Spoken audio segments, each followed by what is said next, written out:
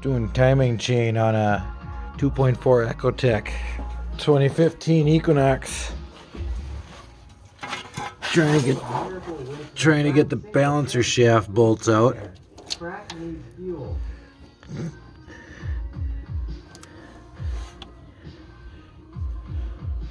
Take a 15mm deep well 1/2 inch drive and a little 3-inch or 3-inch long 1/2 inch extension.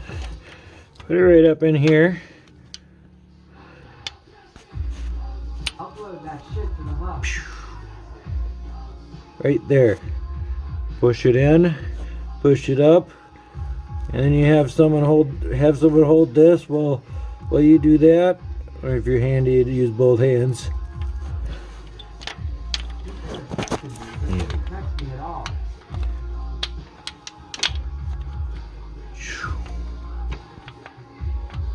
Pop that up right there.